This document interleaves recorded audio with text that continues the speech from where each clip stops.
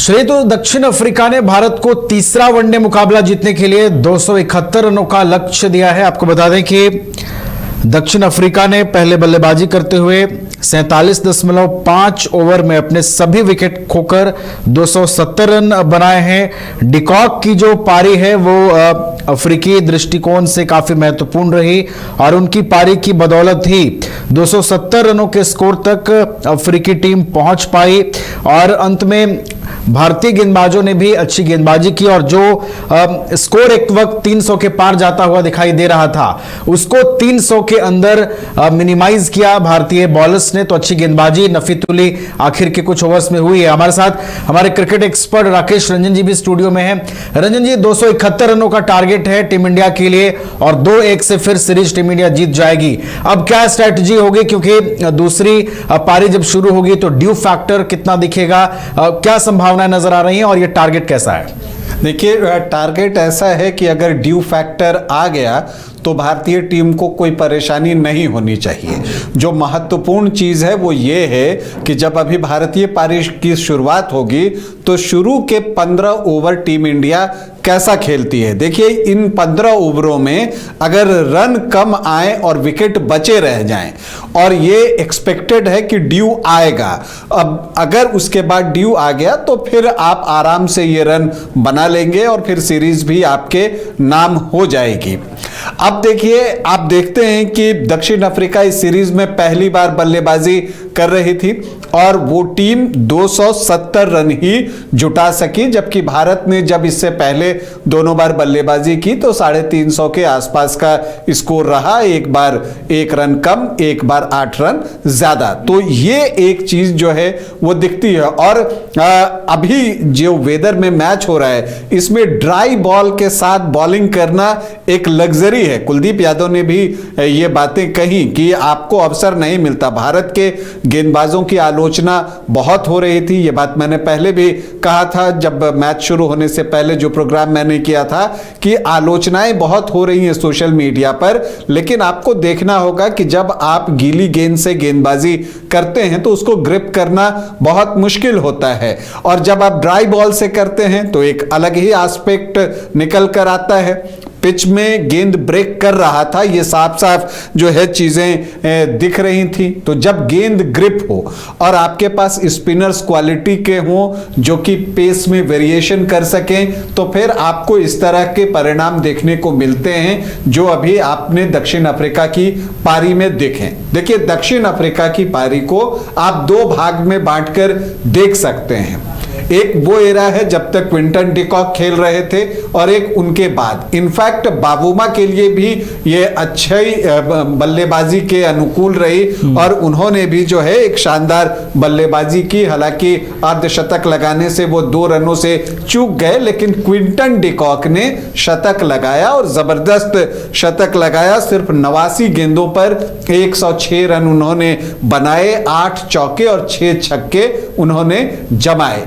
लेकिन जो दक्षिण अफ्रीका की ये स्थिति हुई, देखिए प्रसिद्ध कृष्णा को 4 विकेट मिला है, कुलदीप यादव को भी 4 विकेट मिला है, लेकिन जो प्रसिद्ध कृष्णा का सेकंड स्पेल था उसने जो है भारतीय टीम को मैच में वापस ला दिया। और जो आपने कहा ना कि एक समय 300 के आंकड़े तक जाते हुए दक्षिण अफ्रीकी टीम दिख रही थी, तो उसको वहां तक पहुंचने से रोका तो प्रसिद्ध कृष्णा ने रोका। क्योंकि अगर आप देखिएगा कि 168 पर 2 था स्कोर एक समय दक्षिण अफ्रीका का और 29वां ओवर चल रहा था, लगभग 6 के आसपास का वो औसत भी था।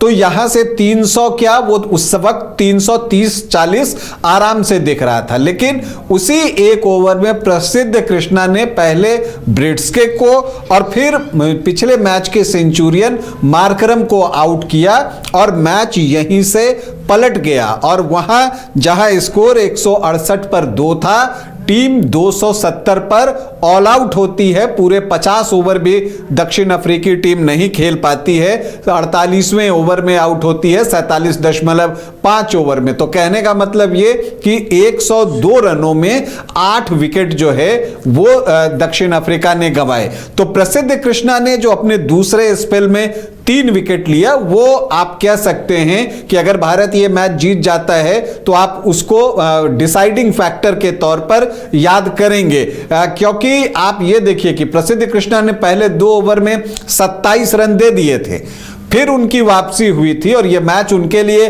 बहुत महत्वपूर्ण था। बहुत तरह की आलोचनाएं उनकी सोशल मीडिया पर हो रही थी, तो ऐसे में वापसी का उनको अवसर मिला और दूसरे स्पेल में जो है उन्होंने जो है 3 विकेट लिए अपने दूसरे स्पेल में, और पहले 2 ओवर को आप छोड़ दें तो अपने 7.5 ओवर में 39 रन देकर उन्होंने 4 विकेट लिए। ऐसे उनका ओवरऑल बॉलिंग एनालिसिस 66 रन पर 4 विकेट है।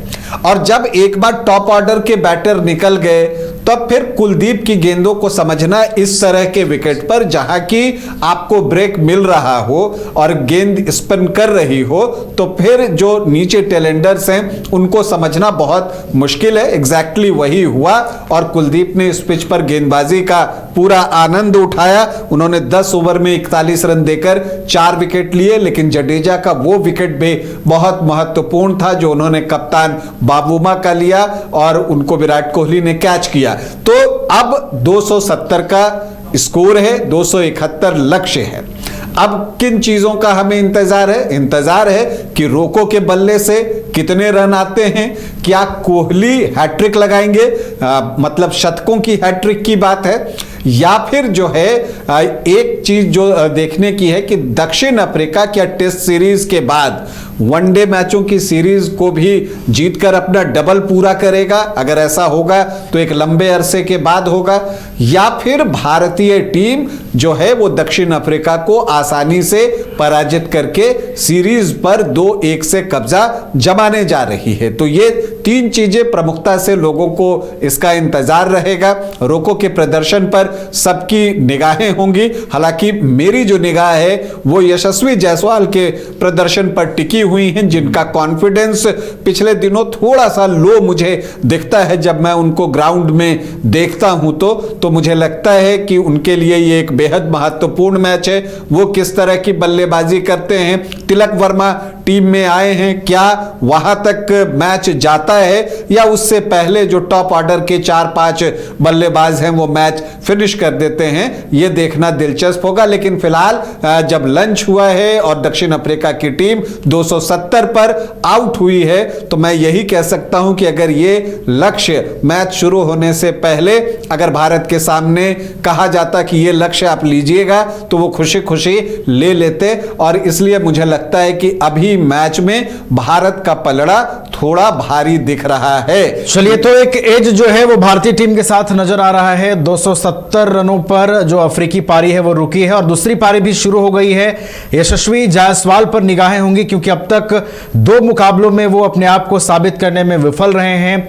रोको पर निगाहें होंगी क्योंकि रोको की जोड़ी रांची में चली, रायपुर में चली और अब बारी विशाखापट्टनम की है। तो देखना है रोको आज कितना कमाल कर पाते हैं और इस सीरीज का चैंपियन कौन बनता है। बहुत बहुत शुक्रिया राकेश जी आपका हमारे साथ जुड़ने के लिए।